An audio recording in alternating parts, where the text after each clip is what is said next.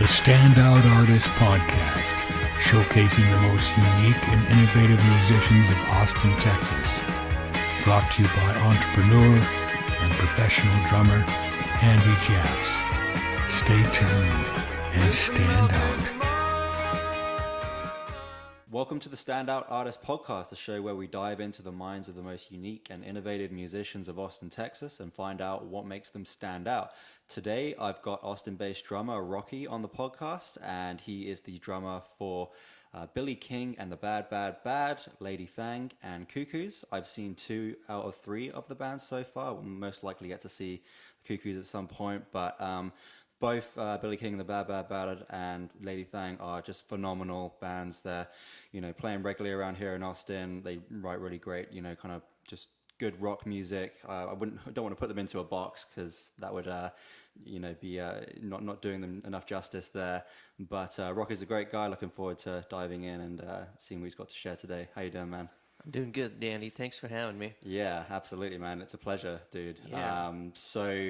Yeah, man, I think let's just get into the good stuff right away. I mean, you were telling me a little bit about your journey coming up to where you are today, but I think it's just really dope being in, the amount of bands that you are, 3 bands. That must really fulfill you quite a lot creatively, and that's, a dream to, be creatively connected as a musician. Yeah. So how did you get into such 3 such awesome bands? Well, I always, when I was growing up in Pakistan, that's where I grew up, I was with my dad at this carnival once, and I looked at this, there was a band playing, and the first thing that attracted me was a drum kit, and I saw that, and I was like, Dad, what is that? And he's like, oh, it's a drum set. And I was like, cool, I want one. So I couldn't get one right away until I was 13, and that's when I got my first kit. I had many bands back home. But yeah, I mean, coming to the U.S., I moved to New York City at first, and that's where I met Lady Fang. Kara, our lead singer, I met her on, I think it was in 2014. It was a Super Bowl night, and I auditioned for them for the first time, and yeah, that's how I got into Lady Fang. We moved to Austin in 2016, played New York City for 2 years.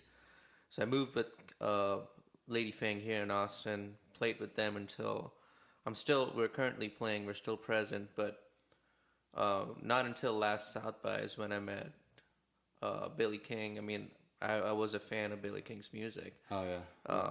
Since they started in 2016, I think. But yeah, I mean, last South by I was trying to book Billy King because I also do promoter activity at ABGB. Nice.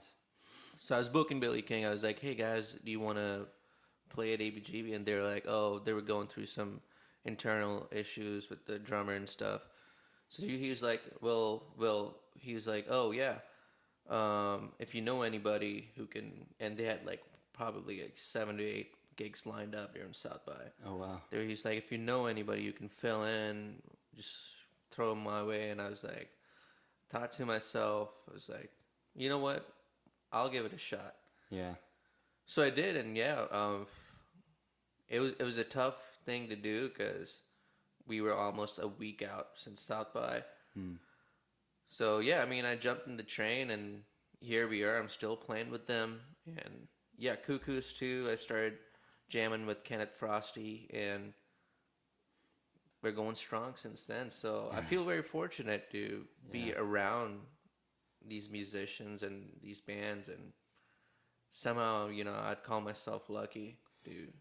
Yeah, I mean, a lot of luck goes into it, right? It's so much luck, and of course, there's so much hard work that is not talked about more, but it is a lot of thinking and a lot of work and a lot of time you put into it, and it'll pay it off, and for me it already is paying it off because I get to play good shows and be with them, and the most importantly, I look forward to hanging out with them before and after the show, as well as playing on the stage. So yeah, it's great, man. So it kind of just sounds like being in the right place at the right time, meeting lead singer of Lady Fang there at a Super Bowl. You know? Yeah, So, I know. And the crazy part is like, I met her via Craigslist.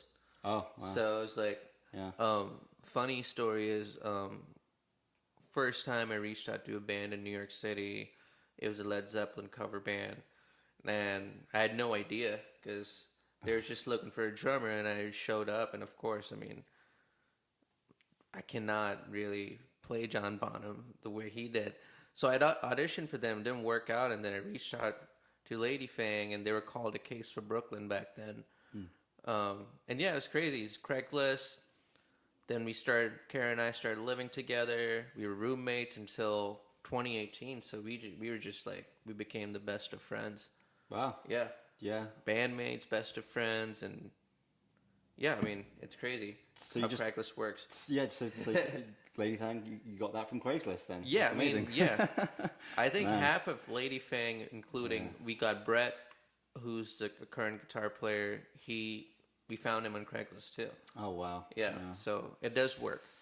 Yeah, I've definitely had different experiences on Craigslist. I know many other people have as well, but I guess that just goes to show that you never know where you're going to find the people that you're going to click with. So, don't close your options. Yeah, I mean, of course, like in this industry, there's of course hard work, there's talent, yeah, but it also is the right place, right time, and yeah. a lot of luck and a lot of you just got to be there. Yeah, man. I mean, if you could say that, like, apart from like the luck thing, it was that one thing that you worked really hard at that you think kind of like put your odds in your favor. Like when it came to like, or was when you met Kara from Lady Fang that you just kind of had like a really great connection just right off the bat. Like, what do you feel like it was that? I feel like it took. got you that I gig? mean, we definitely clicked as like musicians, and obviously we fed off each other's energy. But I didn't like become close friends with Karen until we moved to Austin. Like we'd show up at shows and hang out a little bit. I'd work in the city, and some did live in Brooklyn. Mm-hmm. Now sometimes we'd jam at their place, and I'd pass out, go to work the next day from Brooklyn, but we didn't get super close until we moved to Austin. But yeah, I mean, I feel like we did become better musicians when we got as close as we are right now. And we formed, like, the band has changed a lot and evolved in the music a lot. So, yeah, I feel like there's a lot that comes into it. Definitely the energy and what people we are together and apart, So I think that counts a lot for me. Just like kind of the energy that you show up and like attitudes when you and the connection. People, it all depends. I've played in other bands too where it really doesn't click, and I treat music as my first priority in my priority list, and if I'm not getting the happiness or the fulfillment that I want from it, and if it's not coming via the music's great but I cannot connect with the people who I'm playing with, then I don't know if I'd be able to do it or go forward. So you've had many experiences where like the energy, the connection just really wasn't there. And sometimes it works for people. I'm not saying it doesn't. Yeah. For me, it's just like I really like being around, and there's music part, there's practice part, there's concert part, but I feel like your connection is before the show and after the show. Because before the show, what I like doing with the band is we go out, have dinner before the show. We're chilling, so we're all in the same energy, same vibe, and we go to the show and we kick ass. And there are many times we haven't done it, and something lacks in there. So I don't know. It's kind of a thing for me. Yeah. So I really like having that routine. As far as like, all right, even if we're meeting up for practices, sometimes you don't have to play music. Sometimes you just hang, talk the shit and like plan things. That's what I think really does blend and make your music and your energy and you as a band better. Right. Yeah. Yeah. Making time to actually build, some kind of relationship foundation. Just Yeah. like, oh, we just play music together, Yeah. kind of thing. Yeah. That's dope. And I think that honestly, I listen to the old music that I created with bands, and now when you establish such a good relationship, it just changes in a very good way for you. Yeah. So I definitely uh, do want to let this out there that hey, hang out with each other before, after, or just make time for each other instead of just showing up for practice and just running like horses. I mean, Yeah. Yeah. 100%, man. Yeah. So now that you are, busy man, working in 3 bands at the moment, like, how do you navigate all of that you're going through? I mean, they're all original bands, so I think I was saying The before, funny part is I have no idea how I do. yeah. But because I have a full-time job, I'm a bartender as well as I book shows at ABGB, Wow. and playing in 3 bands, and it's built in a routine now. Okay. And like Lady Fang's on a break because we recorded an album. Kara had a baby. Oh, so congrats, Kara. yeah. And so Lady Fang's on a break until we play South by, and then I feel like I joined Billy King and the Cuckoos, and then Yeah. it just the time it just switched, and somehow I have a routine where there are specific days when I'm with the Cuckoos, there are specific days when I'm Billy King, and I honestly don't know how I juggle around, but it's something that I always wanted to do, and it's happening for me. Right. And I cannot put a stop to it. And I don't want to, Yeah.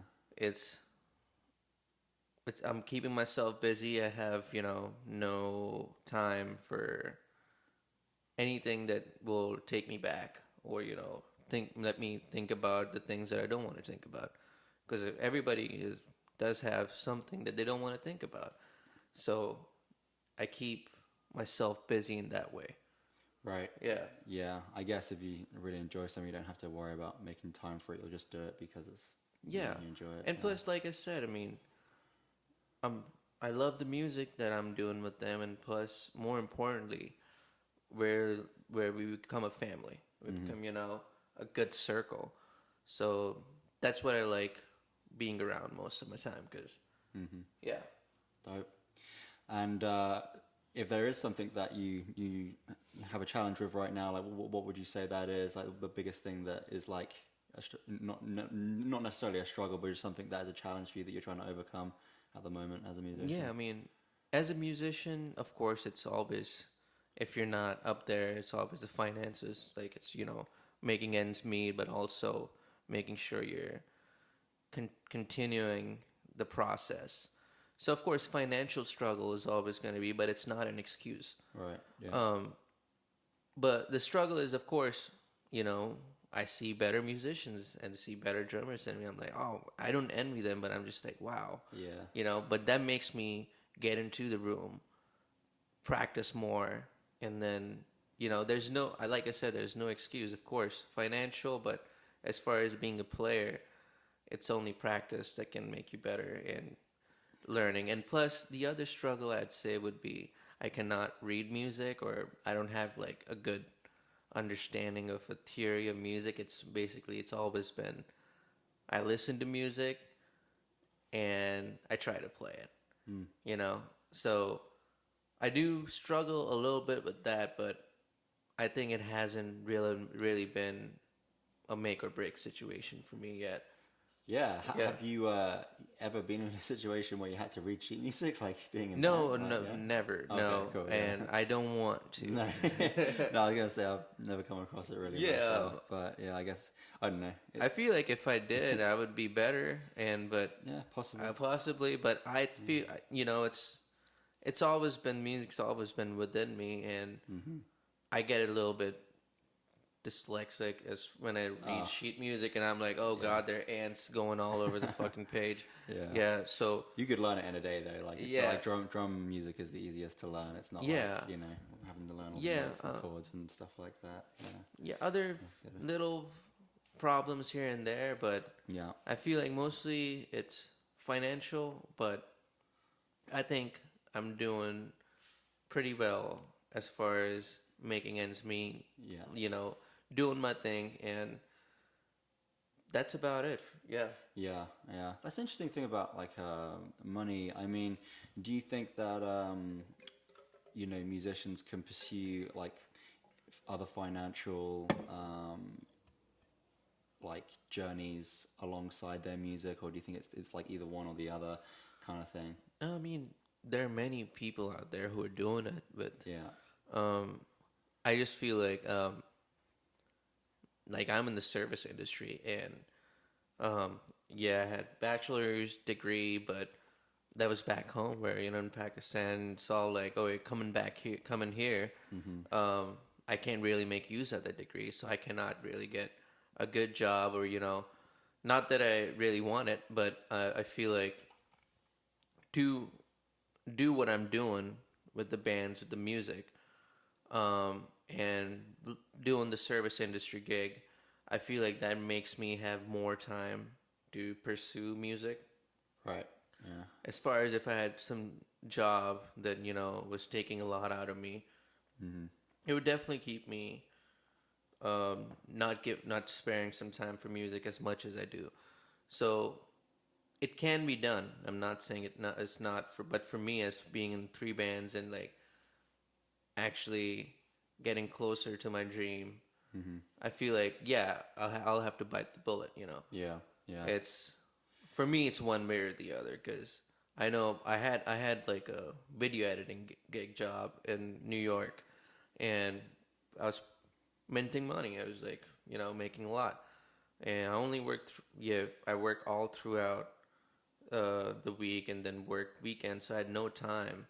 So that definitely, I missed music then because I was hardly playing. Yeah.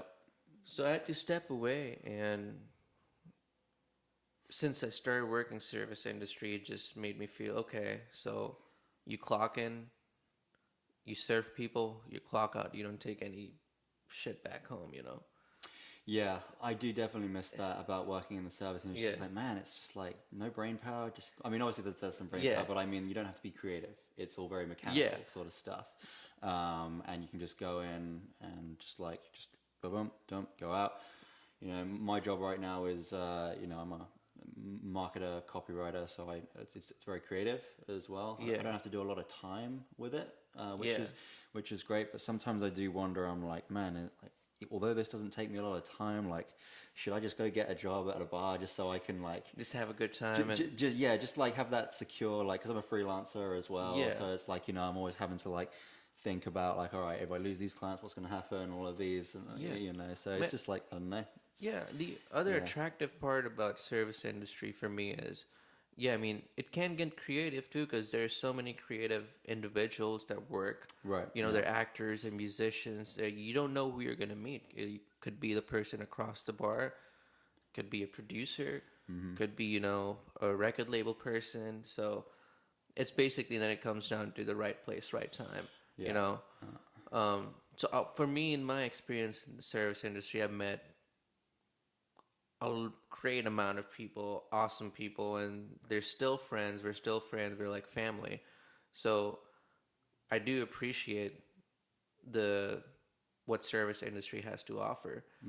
Apart from like, okay, you can at least make time for your passion or for what you want to do, but you meet so many good people there.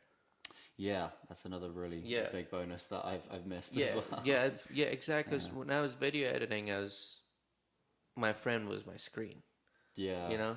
And I mean, it was super creative because I was making films and stuff, but it was still, by the end of the day, I was like 7 to 8 hours in front of the screen, and then I was done. I was just like, all right, give me a beer. Yeah. Let me smoke a joint. And I'm good. Yeah. Yeah, dude. So, I mean, do you remember there was just like a time where you had a conscious decision where it's just like, man, music is really important to me. I think I'm just going to have to, I don't think I can keep up this pursuit. The conscious decision it came up to me when Lady Fang decided to move to Austin. And I was in the service industry, but also doing video editing. So I had like kind of no life. I was just like, okay, wake up, work, go to bed. That, and I did that for a good 6 to 8 months. And when that opportunity arose, we're like, all right, we're going to Austin. And I was like, oh, I've never been to Texas. I've never even seen what Texas looks like, or, And at that point, I was like, fuck it. Yeah. Let's do it. And I think that's probably one of the best decisions I've made as far as my journey is concerned in music. And if I wasn't here in Austin, I would not realize the skills and the ability that I'm capable of, or, I kind of lost it when I was working too much. So I moved here, and then things really did change for me. I mean, of course, it's a beautiful city, and the people are beautiful, and I was accepted right away as, and Lady Fang moved here, and then, we played so many shows the first year we were here, and it just felt like, wow, this is what I've been missing. And why wasn't I here before? Why wasn't I doing this before? So, yeah, I think it was a good move.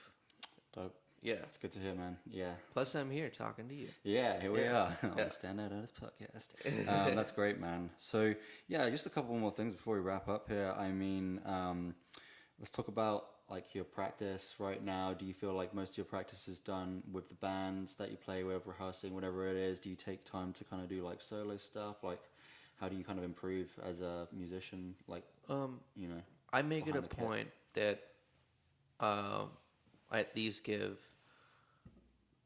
I have 2 days that I practice with myself a week, and I make sure there's at least maximum of 2 hours that I give. And because now I'm playing with 3 bands, and of course with Lady Fang, yeah, we get into the room. It was like all of us were combined making music, and that used to be my routine for a while.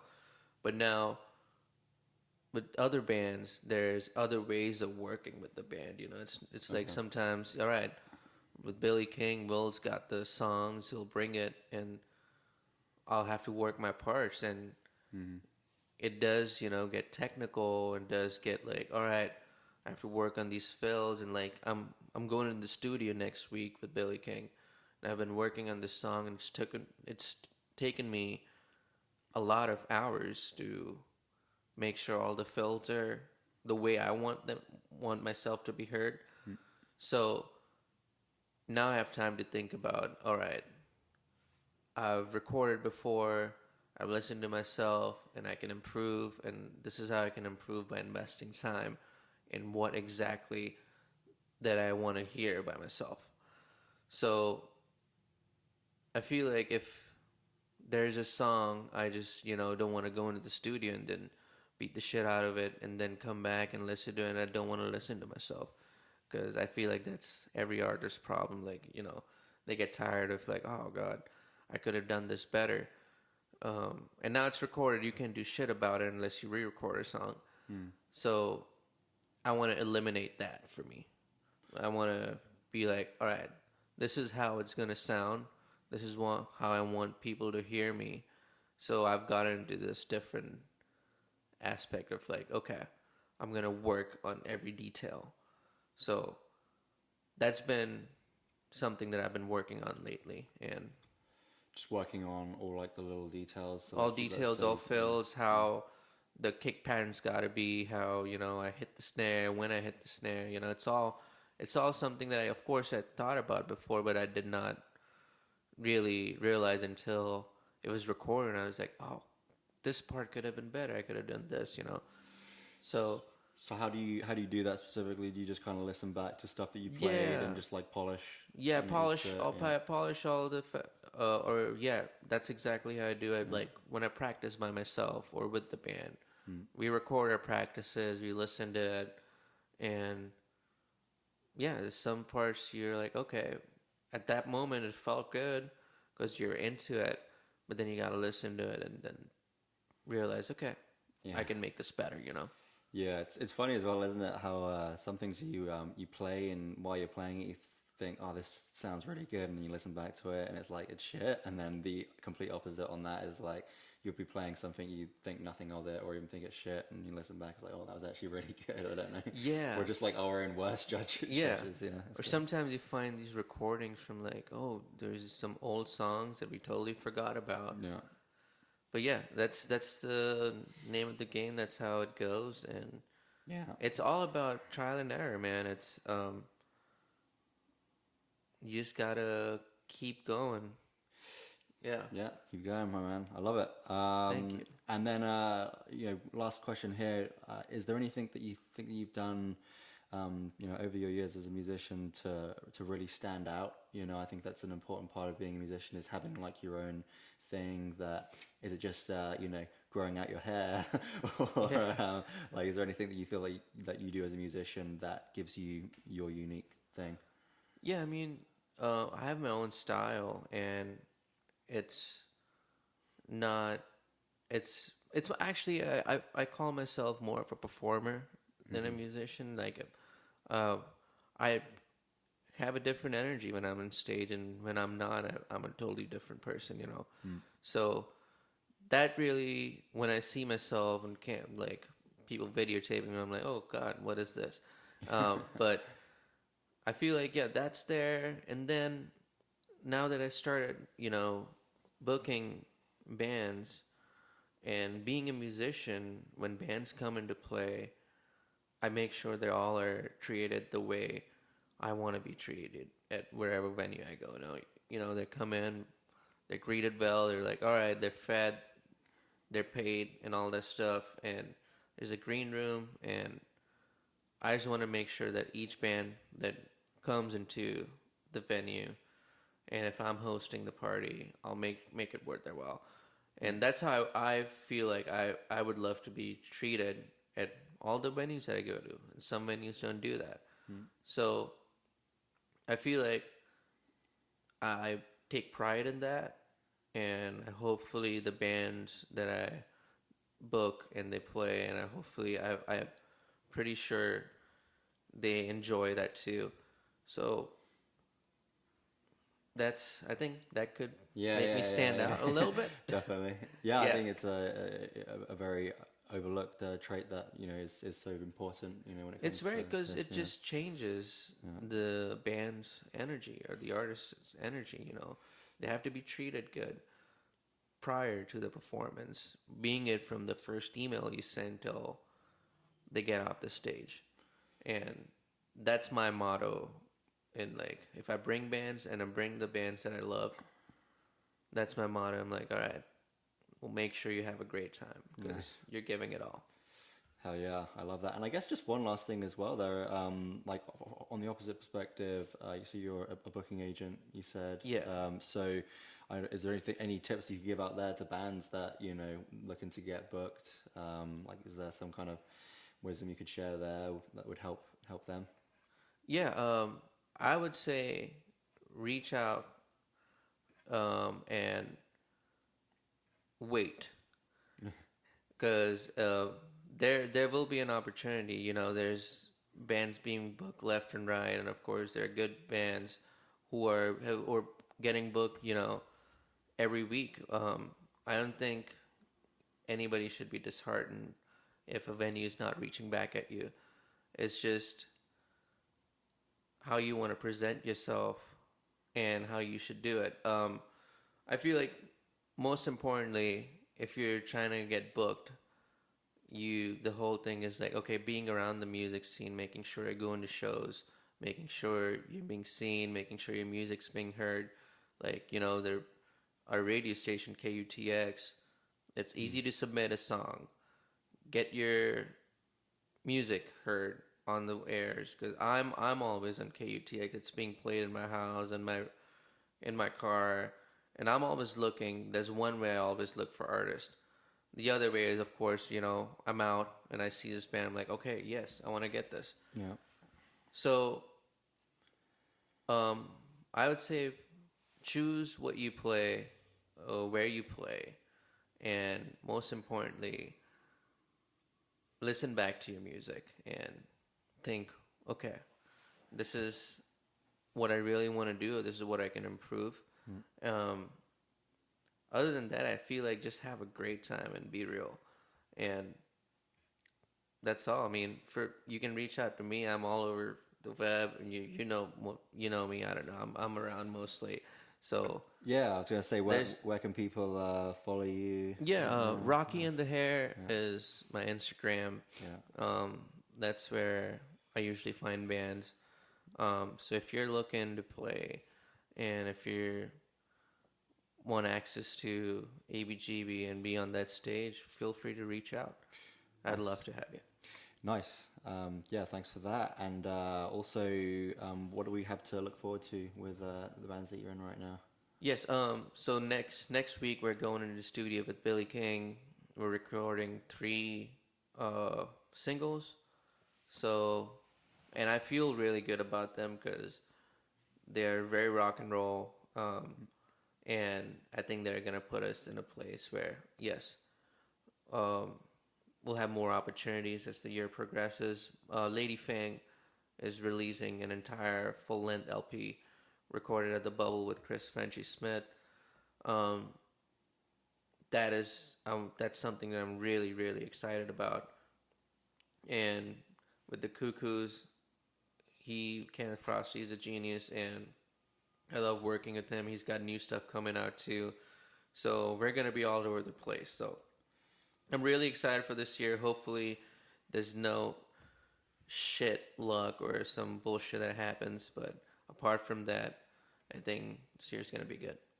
Oh yeah, man. Looking forward to all of that Thanks, stuff. That's Andy. very exciting. Yeah. Pleasure to have you on, man. Cheers. I appreciate you. Thank you.